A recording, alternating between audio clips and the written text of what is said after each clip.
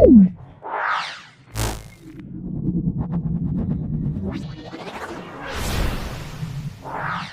guys, welcome back to our new channel. So hari ini macam biasalah, another day with another me. Dan sebelum kita mulakan untuk case pada hari ini, jangan lupa untuk subscribe dan like channel ini. And without any further ado, let's get into the story.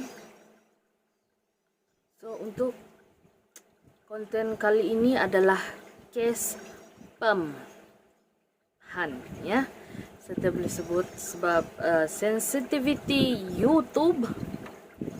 And case yang pertama ini adalah kita panggil dia RO berumur 42. Kita panggil dia si RO, oke? Orang dengan gangguan jiwa. Warga Simpang Kota Bingin, Kecamatan Merigi, kini mendekam di Mempolres Kepahyang. Saya tidak tahu kalau saya sebut betul atau tidak, tapi yap, that's it. Sebelum RO warga dan mengaku memakan brain, otak korban, lalu mengamuk dengan membawa senjata tajam jenis pang. Pada Sabtu 23 hari bulan 3 2024. Yes guys, belum lama lagi dan kes ini sudah berlaku di negeri jiran kita. So sentiasalah berhati-hati ya. RO juga sempat merusak, bahkan hendak membakar sebuah warung milik warga kampung. Adapun pelaku ini diduga mengalami gangguan jiwa serta kecanduan pil X atau Alzheimer dan lem abion. Kamu tahu lah lem yang untuk dorang buat selalu untuk beladar kali maybe lah. Sebab abion ini silap untuk yang tayar kereta. Kick juga tuh. Dan sebelum kes ini berlaku pun si pelaku ini juga mengaku telah mengonsumsi pil dan juga gam abion yang seperti disebutkan ya guys.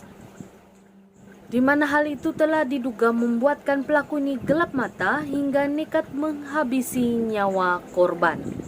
Korban sendiri adalah inisial Y, 36 warga desa Rimbo Recap, Kecamatan Cerup Selatan, Kabupaten Rejang Lebong.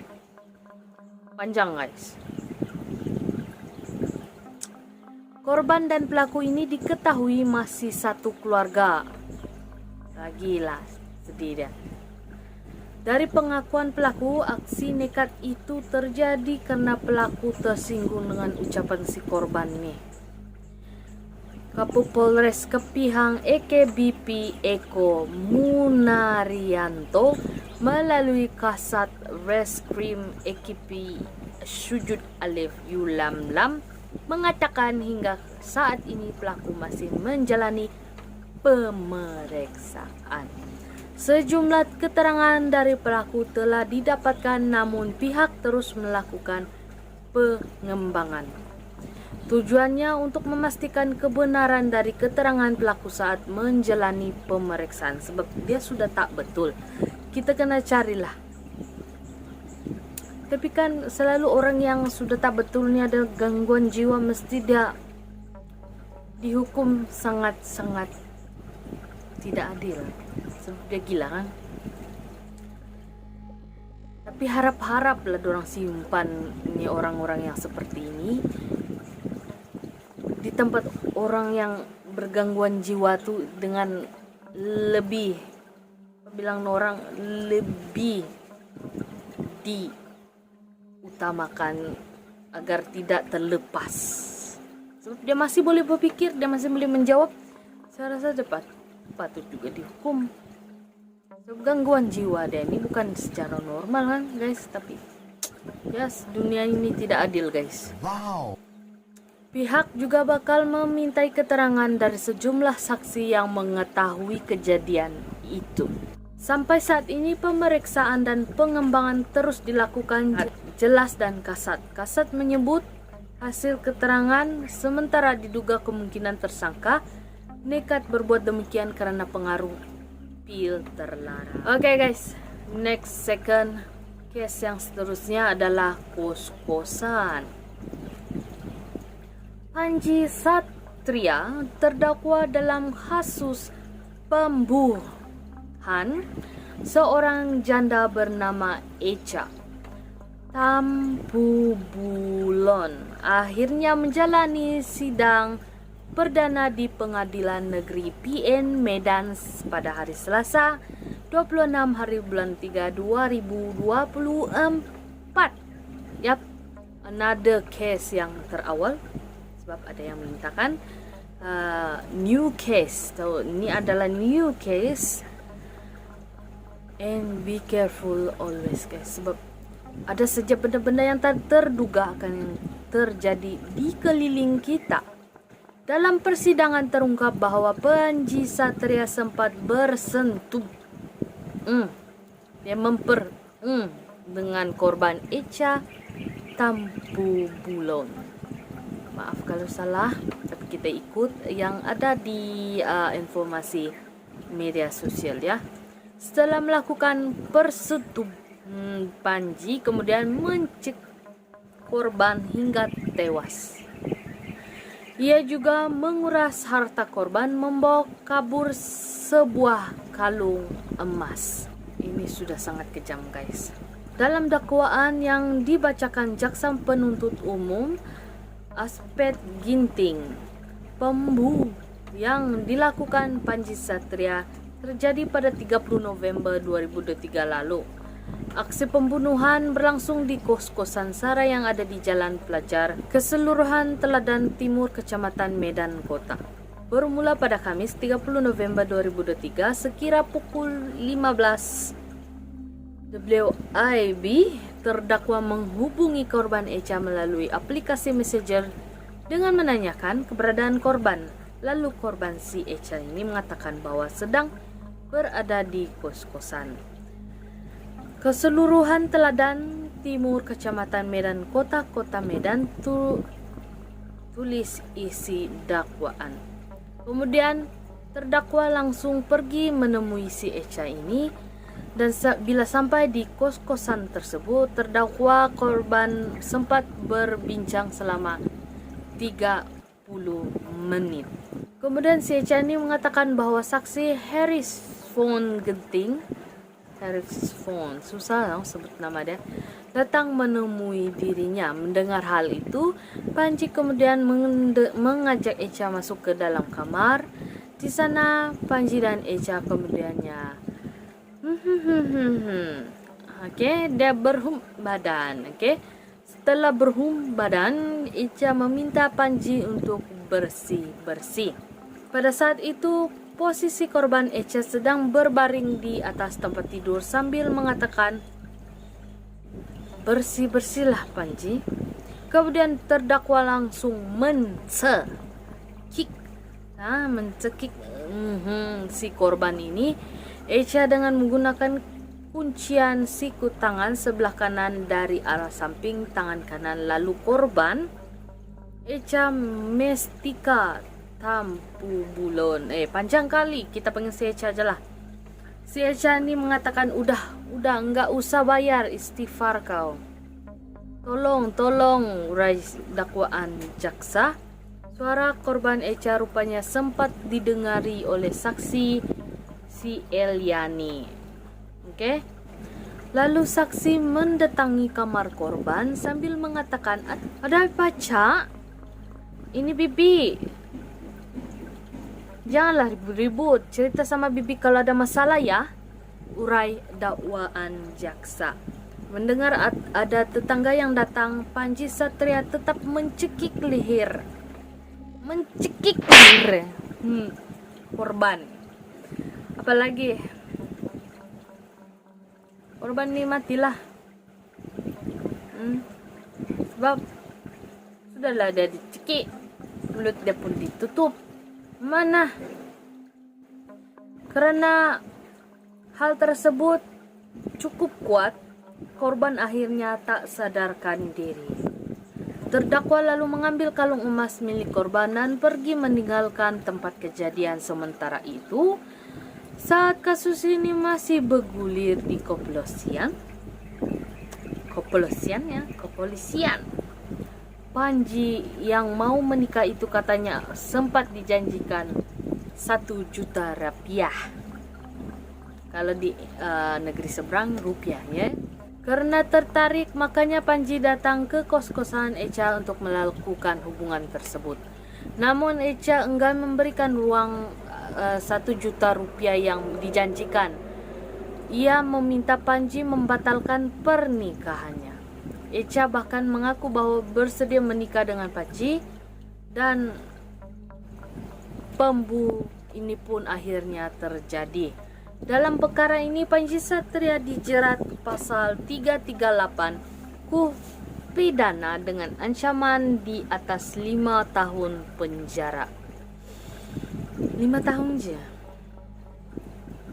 Tapi apa boleh buat kan, sebab si korban ni pun dia pun ada juga berlaku di situ. So update terkini, pelaku diancam hukuman 20 tahun penjara. Itu dia. Baik kau. Turut berduka cita buat keluarga yang ditinggalkan. Semoga korban diterima di sisi yang terbaik. Dan last of all guys, saya perbetulkan tempat duduk saya yang case ketiga. Case ketiga ini adalah case bocah 9 tahun yang di Gersik dibu sang ayah. Niat lebaran bersama orang tua berujung duka. Bermula dari seorang pria bernama Afan yang secara kebetulan bertemu dengan seorang pemandu karaoke bernama LA. Anasian LA, oke? Semenjak pertemuan itu, Afan pun berkenalanlah dengan merajut cinta dengan seorang LC karaoke itu. Berapa tahun berlalu, Afan pun menikahinya dan dikaruniai 1 orang anak bernama EE. Kita panggil EE ya, tidak ada nama sini yang betul, kita panggil EE, dan dia seorang perempuan. Waktu kian berlalu, kebutuhan biaya hidup mereka ni semakin naiklah.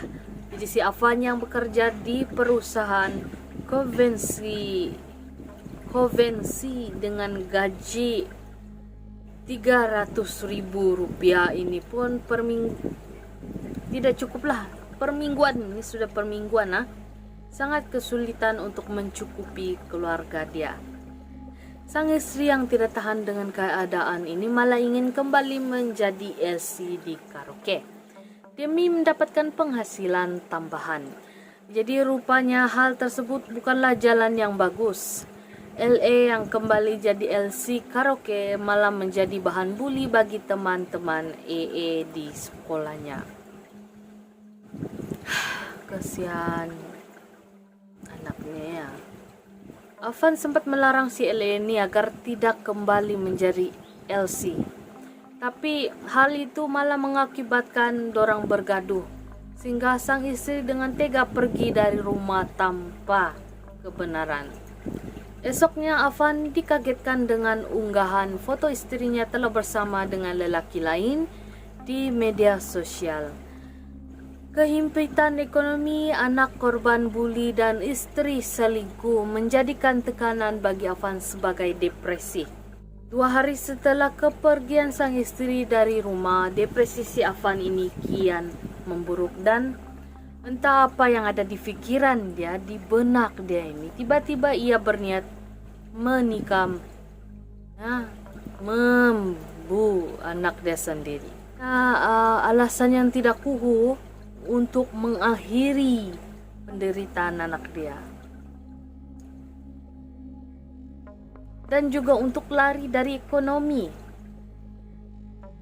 Inilah bilang orang, bila orang bukan menghadapi dugaan tapi melarikan diri dari dugaan.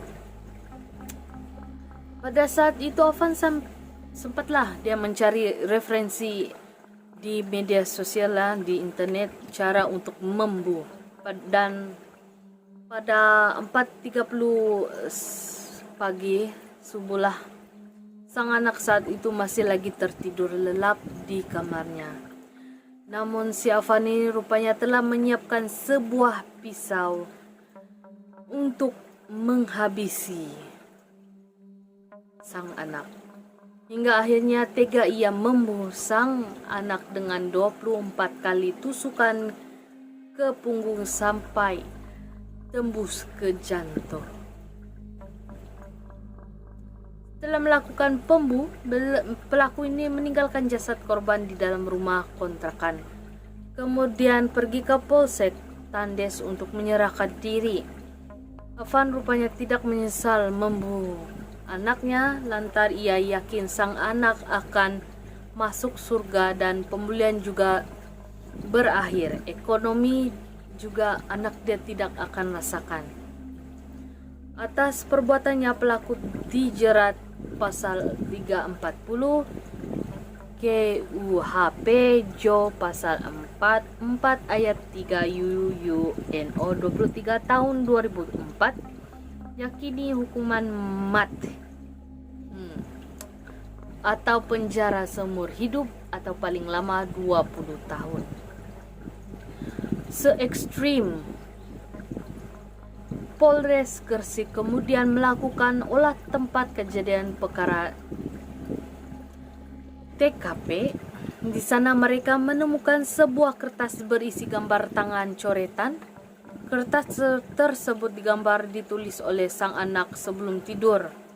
Gambar itu bercerita tentang perpisahan dengan teman-temannya. Seolah-olah anak Denny sudah tahu yang dia akan pergi. Saat kertas itu diberikan kepada sang ayah, si Afan ini, dia langsung menangis sejadi-jadinya, tapi semua itu sudah terlambat ya guys. Terkait ibu si korban ini saat itu belum diketahui lagi keberadaan dia. Semoga kejadian ini tidak terulang lagi dan siapa-siapa yang terhimpit ekonomi, kita doakan diberikan kesabaran dan ketenangan hidup dan segera diberikan rezeki yang melimpah ya guys. Sepatutnya seorang ayah kandung tuh boleh berfikirlah. Tapi kita tidak keadaan mental seseorang itu. Kadang-kadang kita boleh lalui, seseorang itu tidak boleh. Itulah support mesti ada. Tapi apakah daya itu sudah adalah menjadi takdir sebagai seseorang. And yes, that's it for the video today. Semoga menjadi pengajaran bagi kita semua di balik case-case yang saya sebut pada hari ini. And sebelum saya akhiri video kali ini, jangan lupa untuk subscribe dan like. Kalau kamu ada cerita seram, kamu boleh kongsi ke email yang ini. And ya, nanti saya bawakan di next video. And see ya. Be careful.